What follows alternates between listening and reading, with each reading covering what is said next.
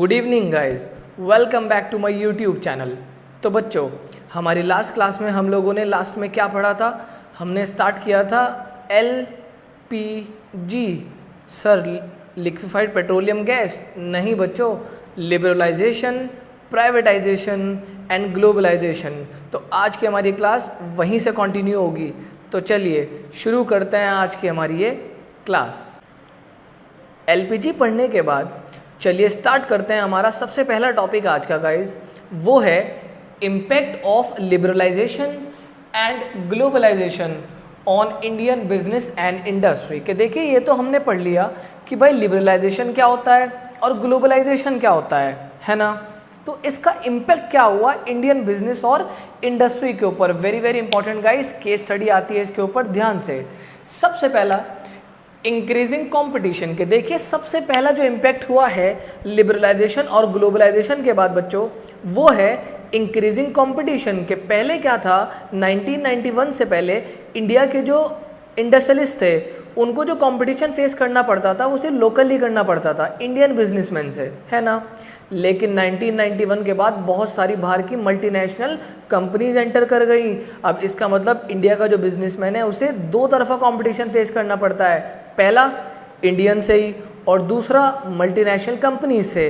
तो सबसे पहला जो बदलाव आया था 1991 के बाद इंडियन बिजनेस के ऊपर गाइज, वो है इंक्रीजिंग कंपटीशन। के कंपटीशन ज़रूरत से ज़्यादा बढ़ गया था, बहुत ज़्यादा कंपटीशन का दौर बढ़ गया था 1991 के बाद। तो जो लोग compete कर पाए वो तो आज भी टिके हुए हैं, और जो लोग compete नहीं कर पाए वो कब के एक्सटेंट हो चुके हैं। वो इंडस्ट्रीज़ आपने उनका नाम भी नहीं सुना होगा, कब की वो इंडस्ट्रीज़ ख़त्म हो चुकी हैं।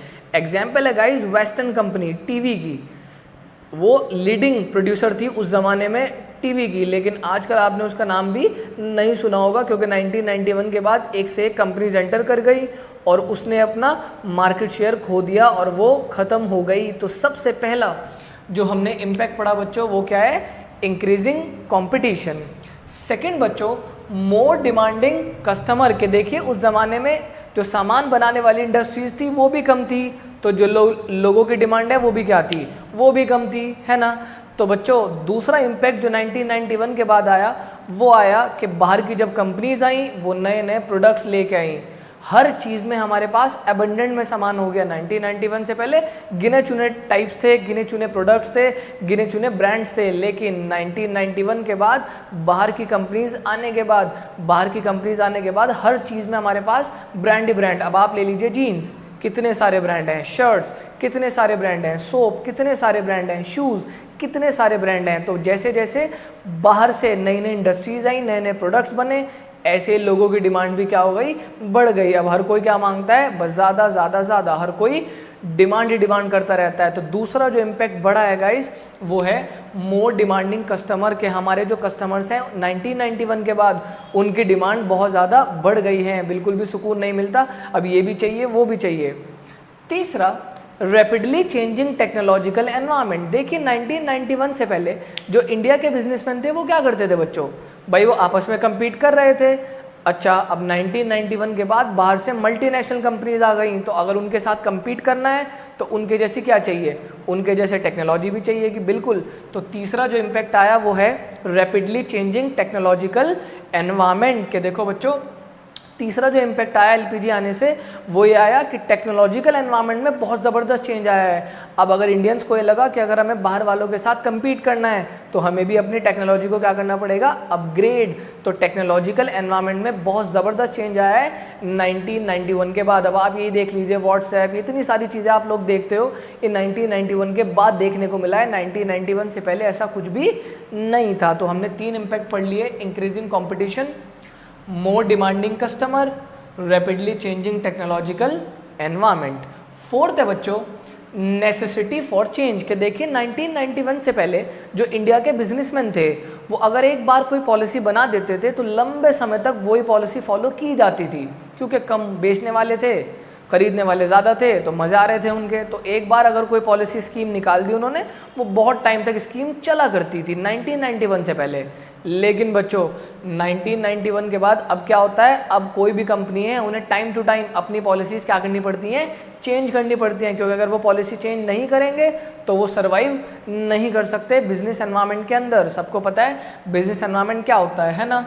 तो चौथा जो इम्पैक्ट आया बच्चों वो है नेसेसिटी फॉर चेंज। के आजकल क्या होता है, नई नई स्कीम बहुत जल्दी आप खुद देख लीजिए, आप टेलीकॉम सेक्टर ले लीजिए, आज जियो ने नया प्लान निकाला, कल को एयरटेल निकाल देगा, फिर वोडाफोन का आएगा, फिर आइडिया का आ जाएगा। तो यही तो है, बहुत जल्दी पॉलिसीज़ में क्या आता है, चेंज आता है। और ये सब किसके बाद हुआ है, 1991 के बाद।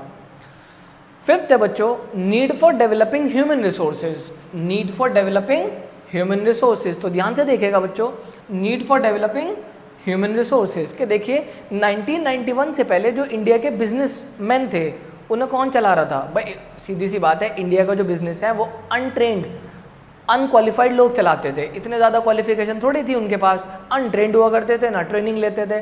लेकिन 1991 के बाद क्या हुआ, ग्लोबल कंपटीशन स्टार्ट हो गया। इंडियन बिजनेसमैन को अब लगता है बच्चों कि अगर उन्हें इस मार्केट में सर्वाइव करना है तो ज़रूरी है उन्हें अपने एम्प्लॉयज़ को क्या करना पड़ेगा, ट्रेनिंग देनी पड़ेगी, क्योंकि अगर वो ट्रेनिंग नहीं देंगे तो हमारे एम्प्लॉयज़ पीछे रह जाएंगे मल्टीनेशनल कंपनीज से। तो ये भी एक बहुत अच्छा चेंज आया है, need for developing human resources के। इंडिया के बिजनेसमैन को लगा कि अगर हमें कम्पीट करना है बाहर की कंपनीज के साथ तो हमें क्या करना पड़ेगा, हमें अपने एम्प्लॉयज़ को ट्रेनिंग देनी पड़ेगी, तभी वो क्या कर पाएंगे, तभी वो उनके साथ कम्पीट कर पाएंगे। तो हमने 5 इम्पैक्ट पढ़ लिए लिबरलाइजेशन के और ग्लोबलाइजेशन के। पहला इंक्रीजिंग कॉम्पिटिशन, दूसरा मोर डिमांडिंग कस्टमर, तीसरा rapidly changing technological environment, fourth necessity for change, fifth need for developing human resources, sixth और लास्ट है गाइस मार्केट ओरिएंटेशन। छठा और आखिरी क्या है, मार्केट ओरिएंटेशन के। देखिए 1991 से पहले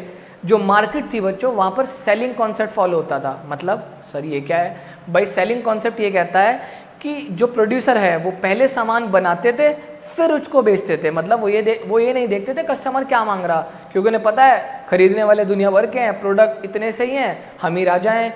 तो उस टाइम पे क्या होता था, उस टाइम पे मार्केट ओरिएंटेशन उस टाइम पे सेलिंग कॉन्सेप्ट फॉलो होता था, प्रोड्यूसर को राजा माना जाता था। लेकिन बच्चों 1991 के बाद दुनिया भर की कंपनीज एंटर कर गई और उसके बाद क्या हो रहा है, उसके बाद से आजकल किसे राजा माना जाता है, आजकल फॉलो होता है मार्केटिंग कॉन्सेप्ट। पहले ये देखो कस्टमर मांग क्या रहा, पहले ये देखिए कस्टमर जो मांगेगा वही सामान बनेगा। तो पहले 1991 से पहले सेलिंग कॉन्सेप्ट फॉलो होता था, तो 1991 के बाद एक बदलाव और आया, मार्केटिंग कॉन्सेप्ट फॉलो होने लगा। आजकल किसे माना जाता है, आजकल कंज्यूमर को राजा माना जाता है। तो हमने 6 इम्पैक्ट पढ़ लिए लिबरलाइजेशन के और ग्लोबलाइजेशन के। हमारा भी और इस चैप्टर का भी आज का लास्ट टॉपिक है guys, demonetisation and its features. अब इसको तो आप भूल नहीं सकते हैं ना। तो नवंबर 8, 2016 शाम के 8 बज रहे थे, है ना।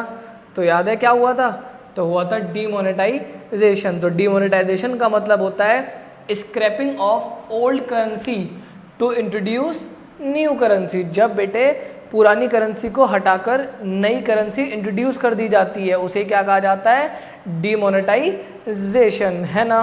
तो हम पढ़ने वाले हैं यहाँ पर इस चैप्टर का लास्ट टॉपिक, और हमारा भी वो है features of demonetisation. Case study आनी है इसके ऊपर, तो ध्यान से। सबसे पहला टैक्स एडमिनिस्ट्रेशन मेजर के देखो, सबसे पहला फीचर था डीमोनेटाइजेशन का, वो ये था कि जो लोग पहले टैक्स नहीं देते थे अब क्या हो गया, अब उनको अपनी इनकम दिखानी पड़ेगी, है ना। तो इसका मतलब सरकार को टैक्स लेने में क्या हो जाएगी, आसानी। तो सबसे पहला फीचर था डीमोनेटाइजेशन का, ये एक टैक्स एडमिनिस्ट्रेटिव मेजर है। इसकी मदद से आराम से इनकम टैक्स वाले पता लगा सकते हैं किसके पास कितना पैसा है, किसकी कितनी इनकम है। तो टैक्स के एडमिनिस्ट्रेशन में मदद करती है कौन, डीमोनेटाइजेशन। सेकंड है बच्चों टैक्स इवेजन, डिमोनेटाइजेशन करने का सरकार का एक मकसद ये भी था। देखिए टैक्स इवेजन का मतलब होता है टैक्स की चोरी, कि सरकार बिल्कुल भी अब मूड में नहीं है, उन लोगों के खिलाफ सख्त से सख्त कार्रवाई होगी जो टैक्स की चोरी करते हैं। तो एक फीचर होता है डिमोनेटाइजेशन का कि टैक्स इवेजन अब बर्दाश्त नहीं किया जाएगा, तो सरकार ने इसलिए भी क्या कर दिया, डिमोनेटाइजेशन।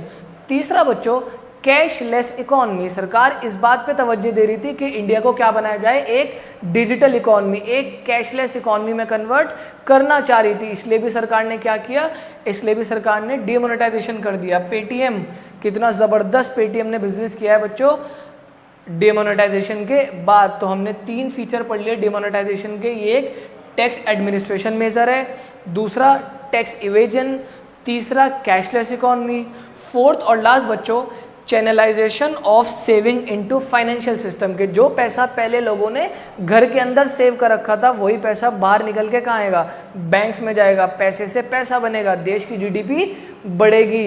तो ये भी एक फीचर था डिमोनेटाइजेशन का, जो सेविंग्स लोगों के घर में थी उनको बाहर निकालना। तो हमने आज क्या पढ़ा, आज हमने एक तो इम्पैक्ट पढ़ा लिबरलाइजेशन का और ग्लोबलाइजेशन का हिंदुस्तान के बिजनेस के ऊपर, इंडस्ट्री के ऊपर, और दूसरा हमने पढ़ा डिमोनेटाइजेशन क्या होती है, उसके फीचर्स क्या होते हैं। ओके, तो बच्चों इसी के साथ आज की हमारी ये क्लास और आज का हमारा टॉपिक यहीं ख़त्म हो जाता है ना। तो मिलते हैं अगली क्लास में। तो अगर आप हमारे चैनल पर नए हैं तो इसको सब्सक्राइब करना ना भूलें और ज़्यादा से ज़्यादा शेयर करें अपने फ्रेंड्स को। ओके।